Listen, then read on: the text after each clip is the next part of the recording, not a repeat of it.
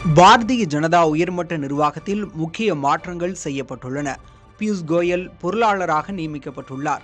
ரேகா வர்மா, ராம் மாதவ், வசுந்தரா ராஜே சிந்தியா, புரந்தேஸ்வரி, தாரிக் மன்சூர் உள்ளிட்ட 13 பேர் துணைத் தலைவர்களாக அறிவிக்கப்பட்டுள்ளனர். BL சந்தோஷ் தேசிய பொதுச் செயலராக நீடிக்கிறார்.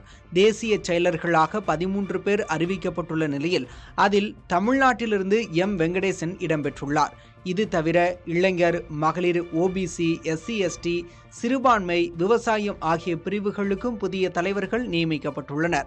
புதிய நியமனங்களில் பலரும் புதியவர்களாவர். நிதின் நபின் கட்சி தலைவரான பிறகு பெரிய அளவில் இந்த மாற்றங்கள் நடைபெற்றுள்ளன. புதிதாக பதவியேற்றவர்களுக்கு பிரதமர் மோடி வாழ்த்து தெரிவித்துள்ளார். பாஜக மகளிர் அணியின் தேசிய தலைவரான வானதி சீனிவாசன் அப்பொறுப்பிலிருந்து விடுவிக்கப்பட்டுள்ளார். புதிய தலைவராக சத்தீஸ்கர் மாநிலத்தைச் சேர்ந்த ரூப் குமாரி சௌத்ரி நியமிக்கப்பட்டுள்ளார். சத்தீஸ்கரின் மாகா சமுந்த் மக்களவை தொகுதியின் MP-யாக பதவி வகித்து வரும் ரூப் குமாரி 2013 முதல் 2018 ஆண்டு வரை MLA-வாக பணியாற்றியுள்ளார். 2020 ஆண்டு பாஜக மகளிர் அணி தேசிய தலைவராக நியமிக்கப்பட்ட வானதி சீனிவாசன் தமிழ்நாடு பாஜகவில் மாநில செயலர், பொதுச் செயலர், மாநில துணைத் தலைவர் உள்ளிட்ட பல்வேறு பொறுப்புகளை வகித்துள்ளது குறிப்பிடத்தக்கது. இதனையடுத்து X தளத்தில் வானதி சீனிவாசன் வெளியிட்ட பதிவில் தன் மீது நம்பிக்கை வைத்து மகளிர் அணி தலைவர் பொறுப்பு முன்பு வழங்கியதற்காக நன்றி தெரிவித்துள்ளார்.